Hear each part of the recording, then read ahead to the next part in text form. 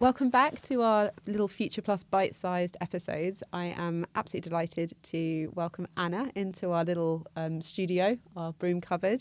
Anna, can you explain a little bit what you do at FuturePlus and your background? Yes, of course. Thank you so much for having me. I'm a sustainability consultant in FuturePlus. I recently joined and really happy with the team and the environment as well. That's good to know. Yeah. It's a good start. No. Really happy. But yeah, a little bit of my background. I've been working in sustainability for a very long time, and I truly enjoyed it. But basically, I'm originally from Paraguay in South America. So yeah, I've been working with both in-house, both as a sustainability consultant, working with B Corps, working with the Global Compact, with UNICEF. So like sustainability from a very wide set of places. But yeah, just really enjoy having it a little bit of that mix as well. And today we thought we'd have, because of that mix and where you have seen it in so many different places, we thought we'd talk about where sustainability needs to sit. And in your experience, where have you see it sit typically in organisations? I think it depends a lot on the type of organization and the level of maturity that they have. It can sit between HR, it can sit in procurement, and sometimes in marketing, sometimes rotating along those lines. So it varies a lot where does it usually sit. But I would say it was more about like the maturity of the organization or the company, and basically as well, what do they want to achieve with sustainability? If they want to do it more as a checklist, or if they want it to be like really embedded within their processes as well. Yeah, we often get the question about like, who is our client? Where do they sit in the organisation? And it's a really hard question to answer because we work with procurement teams, sales teams, marketing, operations. We work with CEO and board level. But we also, as you say, we work with marketing teams, sometimes really successfully or often really successfully. But we have also seen when sustainability sits in marketing, it not always going brilliantly. Can you talk a little bit about that? Yeah, I also come from a marketing background, so it's really interesting for me that because it's basically a little bit of my worlds that working together, but sometimes that cannot be very much productive because marketing has very much set targets on selling, basically, and selling the products, and sometimes they have very high like KPIs and very much a lot of pressure towards getting that. So they see like sustainability as something either that is something that they just have to check, or they use it like a storytelling, but in a way that it's not truly reflects actually what they're doing.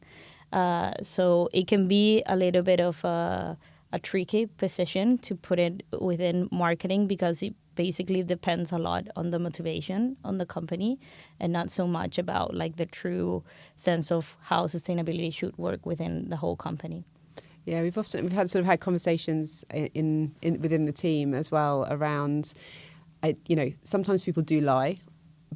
But I think the majority actually that we see of things around greenwashing, for example, are actually really good intent of people just wishing it was true or believing it was true. Something somebody said once in the organisation that has become part of the storytelling.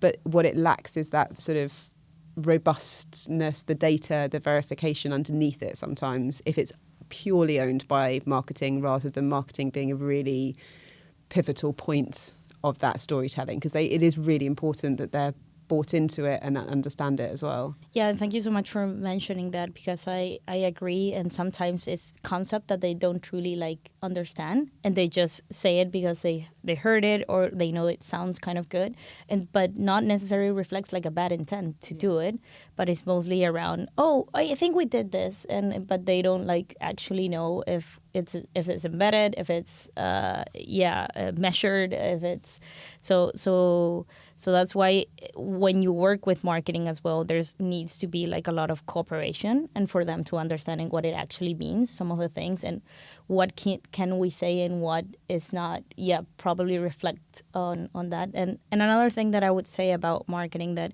I think is shifting, especially around social enterprises, is the transparency and honesty that we sometimes want or expect or think within companies as well, that we should be the best and perfect and everything.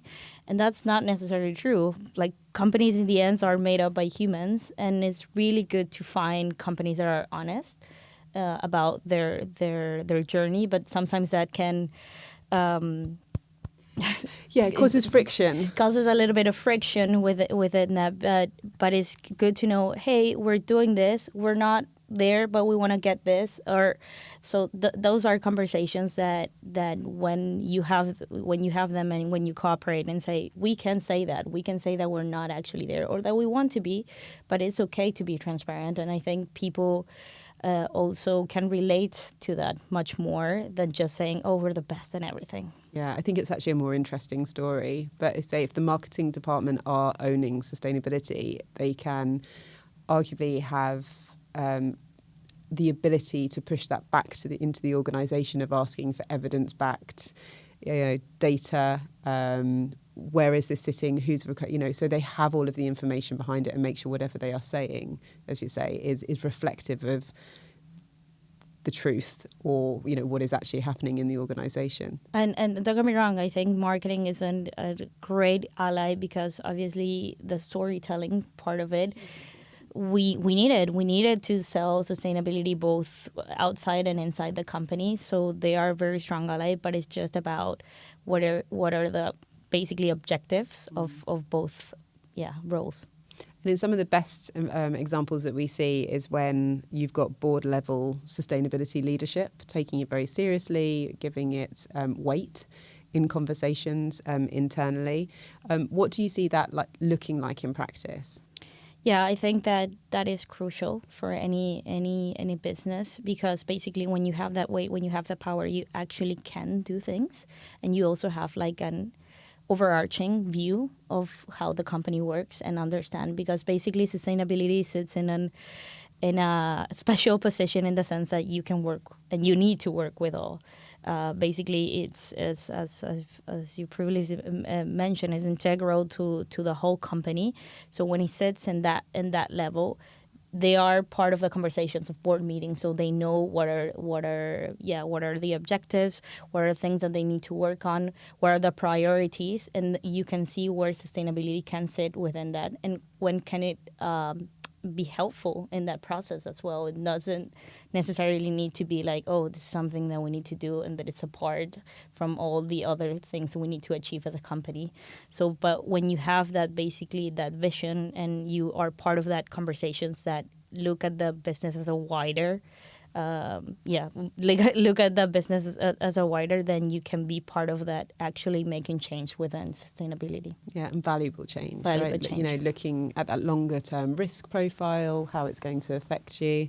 And I suppose on the back of that, do you think it's realistic to expect at least businesses of a certain size to have a chief sustainability officer, or is that not necessarily needed? Is it just about the accountability and the ownership at some point within the organisation?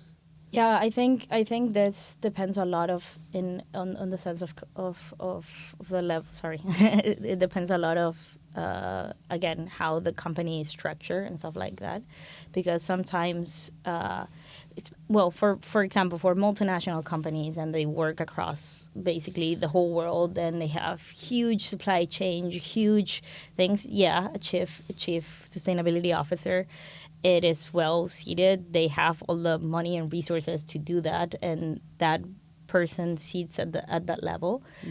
But sometimes that may not be achievable for all types of other types of companies or smaller companies. So they need to sit in other places, or they have other roles within the companies, because a lot of companies are fighting for survival. So having a chief sustainability officer is not one of the things that they can allocate that much of resources for, so it has to be embedded. But a lot of our clients are have two roles. So we have a lot of people that are head of procurement and ESG, or HSE and ESG, marketing and sustainability.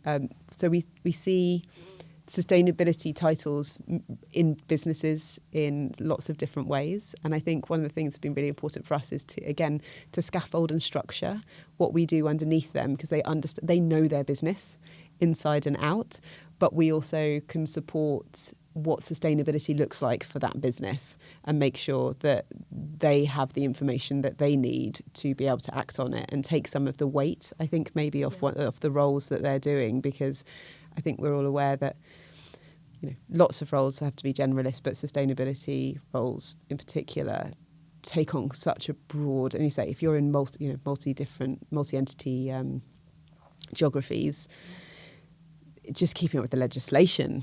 Yeah. Especially at the speed that it moves. And how it's made and the changes all along the process as well.